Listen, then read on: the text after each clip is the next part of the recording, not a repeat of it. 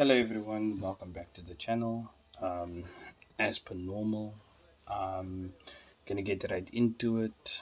I hope everyone's week has been good. I hope everyone's week is going to be good going forward, whether you're looking at it as this is the end of the week or this is the start of your week. Either or, please enjoy. So, for the first section today, unproduced movies and series. I would definitely like to bring to light this one. It's a pilot that I have had my eye on for a long time, and I this one is actually a little bit different. I don't see this one kind of being produced today. Synopsis: It is the African Queen that was originally shot. This pilot, the unaired pilot, was shot in 1971, but it was based off of the film of the same name in 1951. That is based off of a novel from 1935. The premise is pretty simple. During World War II, World War II, white missionaries stopped German soldiers in Africa. It's like a riverboat film, or I guess premise, but now the only difference behind it all is that the white missionaries, his brother and sister, but then the brother dies, and the boat captain slash engineer is the one that that continues the rest of the story with the sister. Um, they basically do stop the Germans, but the the reason why it is so different for its time is because it does actually bring to light the female missionary. It's basically a female lead, and the premise is just nice in the sense that it is missionaries, and then you have Germans in World War II. So I mean that's already cool. But for me, the reason why I would be impressed by it is the fact that it's based off of a book. Anytime film and media is based off of a pre-existing novel, specifically, it does pique my interest. But coming back to the reason why I mentioned I couldn't see this being done today, it's the mere fact that, oh, I guess it's not controversially, but I personally don't like when Germans are the crux of the story. Nah, really, it's not. It's not for me. Yes, you have your special events, special episodes, or special features that the Germans were in the war. Sorry, fighting Germans in the war is a thing, 100%. But it can't be the be all and end all of the story. That's the only reason for me. Like conceptually, I like it, but anyway. Next is Charlton, Your Doorman. Pilot was shot back in 1980. This one is actually kind of cute. It is okay. The premise of it is that a doorman tries to better himself within wherever he is based, but it's the first pilot. The pilot was the premise is a bit weird. It's he tries to replace the dog that he was looking after. So he was looking after a dog. The dog died, and then he tries to replace the dog before the owners notice.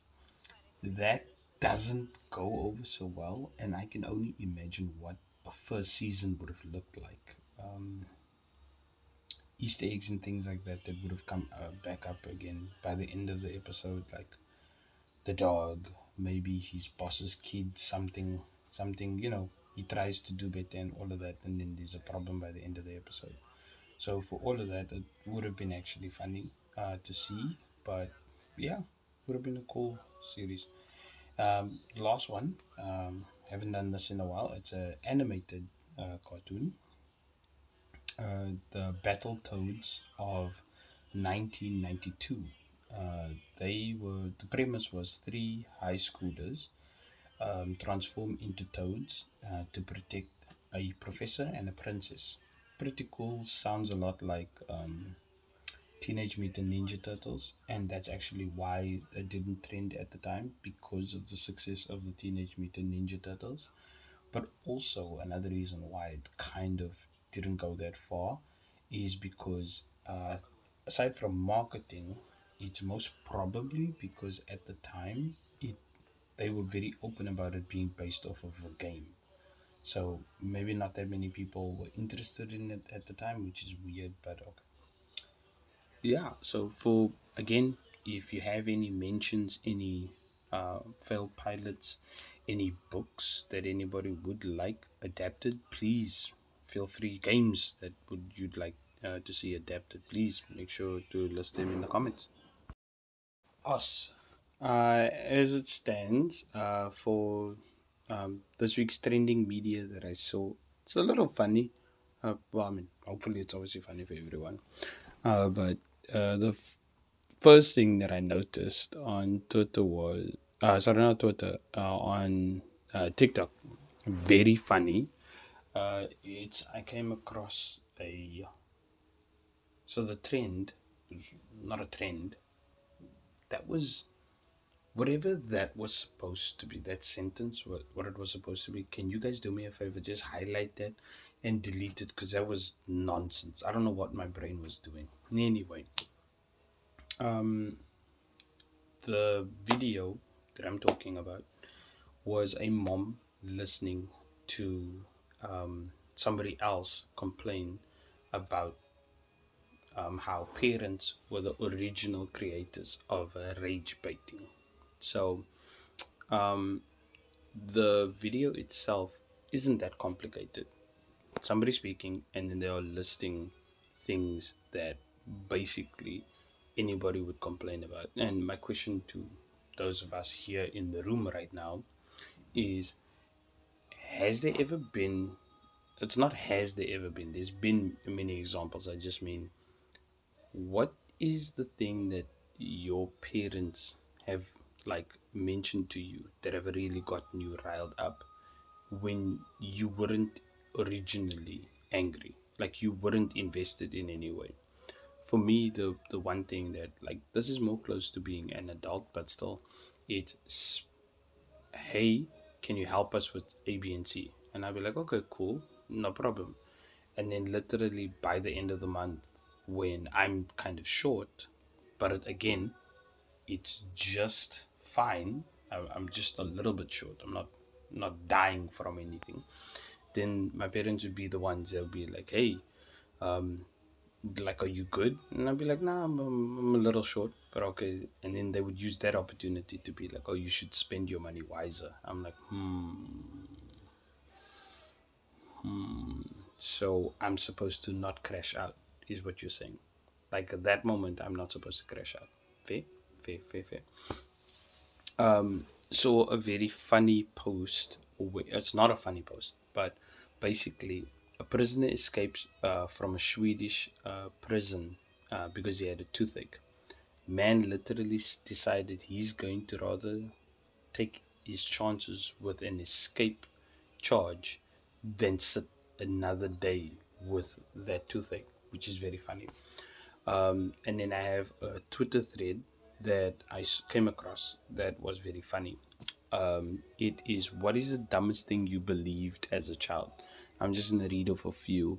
One, that being an adult was cool. We all learned that lesson. Like, you learn that lesson almost immediately at 18. Like the way the world jumps at you to teach you that lesson. Like, it's not shit ain't sweet over here, dog. This one is pretty universal, but it could be different depending on where you live. What's the dumbest thing you believed as a child? That our government wanted our best interests. Yep, we're all learning those lessons. What's the dumbest thing you believed as a child?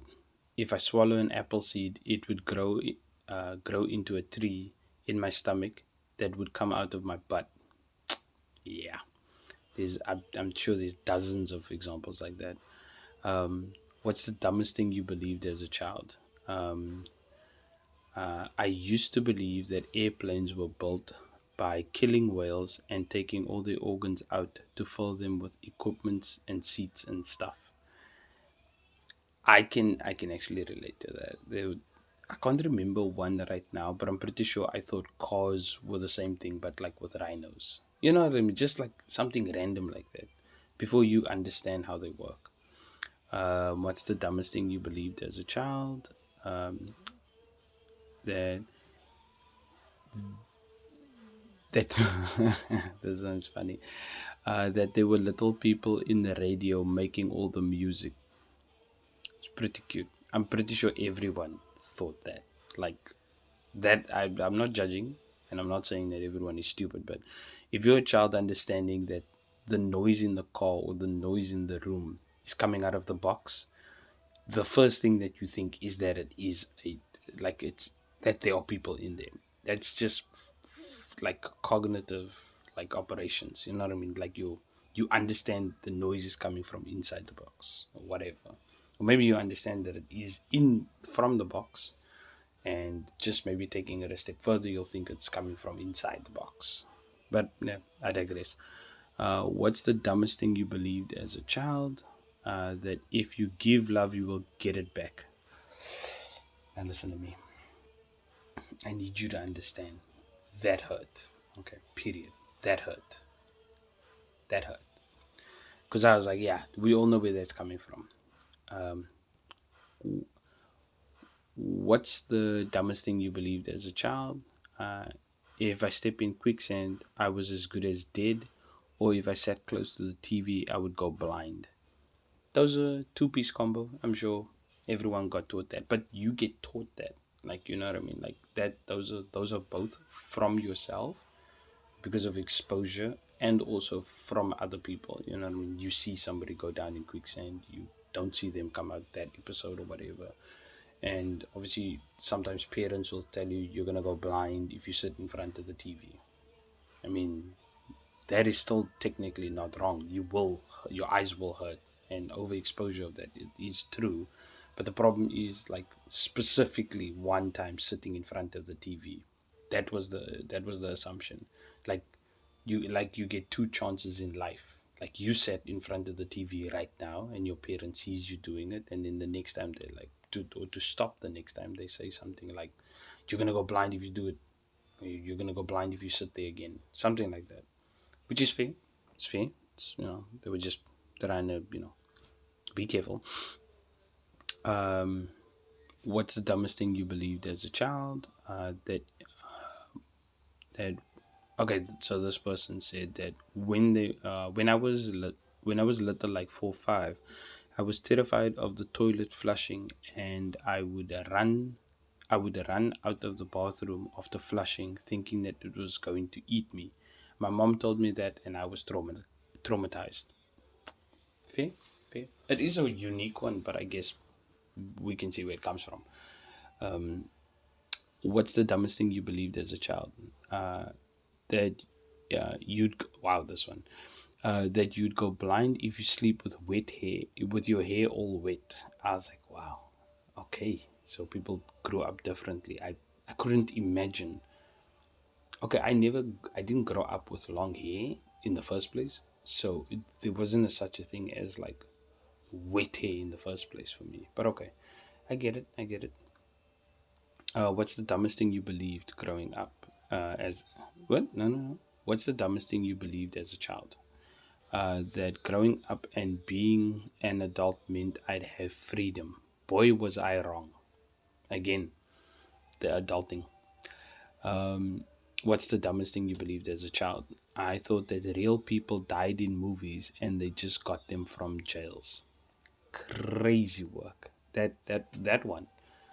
I have my own theory, and there's no way I'm going to tell you guys how dumb I was. But let me just for context, it has something to do with cameras and like the movie industry, the other movie industry. So I mean, like seriously, that is a story for another day. But like, yeah, I definitely can relate to all of these. Us. For this section of weird questions, I don't think they're that complicated, especially the first one. Would you rather get a tattoo or a piercing? So that would obviously more relate to people in the room that don't have either. Like I don't have either. But there's obviously people who do have either or both. So to the people that have neither, I would like to postulate this question in the sense that you have to get one, gun to your head, you have to get one. Which one would you choose? And if you had to choose one, um, what would the style be, if I can put it like that? So obviously with a tattoo, the it's the actual artwork that is a style, or what is the concept or something like that. And if you had to get a piercing, where would you get it? Kind of what style as well. To those that already have, or either, either or both. The gun to your head is which one would you keep? And the difference is it's you have to get rid of everything on one side. So if you are literally fully tattooed, or you have multiple tattoos, or you have multiple piercings, you have to choose. So if you obviously have one tattoo and one piercing, you have to choose. If you have two tattoos and one piercing, choose. If you only have two tattoos, you can still choose either way if you want. But the idea behind it is just to see, gun to your head right now, life change. Which would you choose? It's up to you. The other question, and this one, it, there's something I want to say at the end of it, but let me just postulate the question where it comes from. It's, have you ever explained something to someone and they took it the wrong way? I just came across the idea. It's been a while since I heard the term and thought about it, but mansplaining, as we all know, it's just between men, it's just the concept of discussing an idea. For today, I'm not going to get literally anywhere near the geopolitical politics of it, but basically, it's a guy speaking and explaining something. So, we've all had moments like this where we explain something, and you maybe do get a little into detail with it, and then somebody else maybe takes it the wrong way. So, either they have a problem with you speaking on it, or it's a case where they kind of interpret what you're saying the wrong way. This could be a light discussion, or that could be a heavy discussion. Like I said, it comes from mansplaining. And for me personally, I actually don't feel the mansplaining as much, but it's actually, I kind of understand why. When you look at the difference between interacting with a quote unquote cis male and then mansplaining, a cis male that is communicating with you. The reason why I say these two different ways is because most cis men, like heteronormative cis men, generally, the way I understand it, generally do not identify as cis men. It is only the like the heterosexual male that do not over, you know, they don't get too much into their heteronormativity that would identify themselves as cis men. So sorry if I lost you there. Long story short, normal unga bunga is normal man. Cis men communicate apparently better. And to those that don't know, it doesn't matter. To those that do know, you understand. Sorry for the tangent. What I meant to say was that if me, that is apparently a cis man, when I communicate, generally I leave room for being misunderstood. And that is what, like, the big thing I've noticed, that is like the difference. Because I still mansplain. Don't get me wrong, I still mansplain. But then I will either sprinkle it with, oh, but I could be wrong, or I finish it with, oh, I could be wrong. But at no point do I say that this is not how I'm thinking. Like, the idea, the difference is still there. Sorry, not the difference, the similarity, the main point is still there. It is, I'm still a dude, I'm still explaining something. And what I wanted to get out of this question is, Is there times where, regardless of whether you could be right or wrong, you are just explaining how your thought process is, and then somebody takes it the wrong way? Because remember, this is all under the assumption that everyone is still speaking to communicate and not speaking to kind of throw information in somebody's face. So, has there ever been examples like this? Let me know in the comments. Us, still reading out of the Night Circus, so bear with me. Okay. Her father brings her everywhere while she is small, parading her like a well loved small dog in expensive gowns, for his colleagues and acquaintances to fawn over in pubs after performances. When she decides, when he decides she's too tall to be an adorable accessory, he begins abandoning her in dressing rooms or hotels. She wonders each night if perhaps he will not return, but he always stumbles in at unseemly hours, sometimes petting her gently on the head while she pretends to be asleep, other times ignoring her entirely. Her lessons have become less formal. When before she would sit her when before he would sit her down at marked, though irregular times, now he tests her constantly but never in public. Even tasks as simple as tying her boots he forbids her to do by hand. She stares at her feet, silently willing the laces to tie and untie in messy bows, scowling when they tangle into knots. Her father is not forthcoming when she asks questions. She has gathered that the man in the grey suit, whom her father called Alexander, also has a student, and there will be some sort of game. Like chess? She asks once. No, her father says, not like chess. The boy grows up in a townhouse in London. He sees no one, not even when his meals are delivered to his rooms, appearing by the door on covered trays and disappearing in the same manner. Once a month, a man who does not speak is brought in to cut his hair. Once a year, the same man takes measurements for new clothing. The boy spends most of his time reading and writing, of course. He copies down sections of books, writes out words and symbols he does not understand at first, but that become in, intim, intimately familiar beneath his ink-stained fingers, formed again and again in increasingly steady lines. He reads histories and mythologies and novels. He slowly learns other languages, though he has difficulty speaking them. There are occasional excursions to museums and libraries during off hours when there are few, if any, other visitors.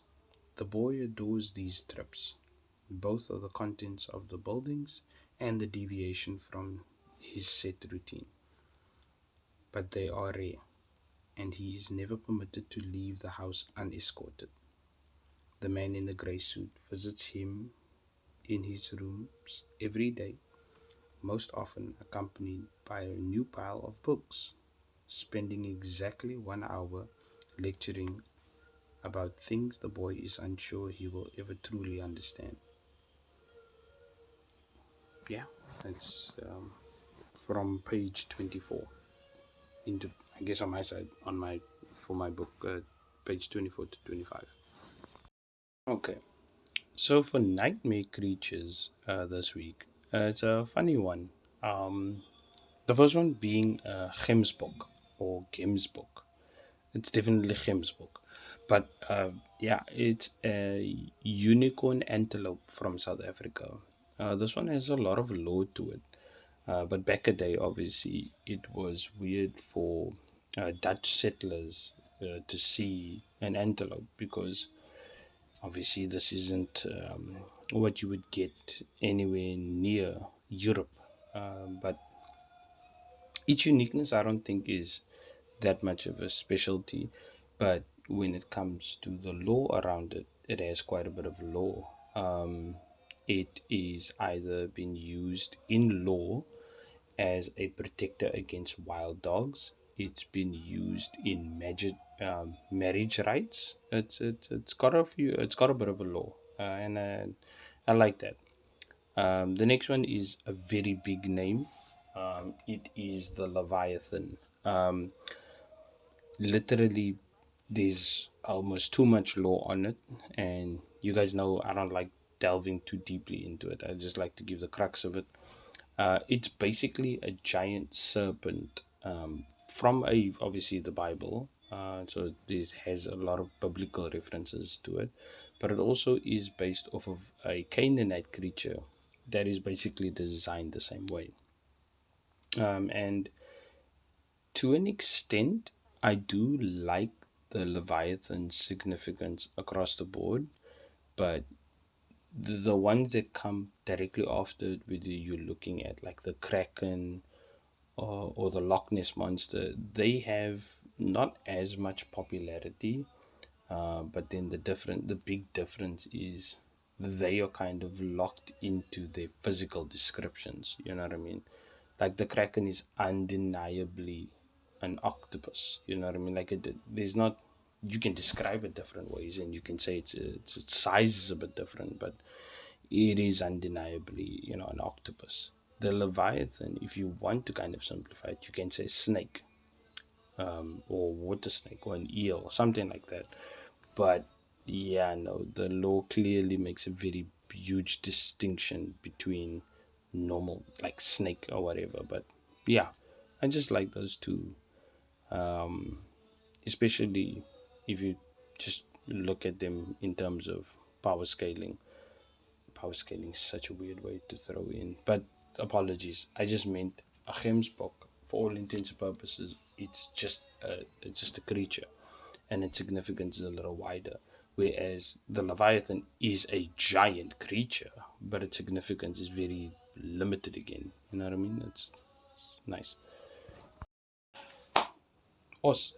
Thanks again, guys, for listening. As per normal, please like and comment. You're almost got into the thing.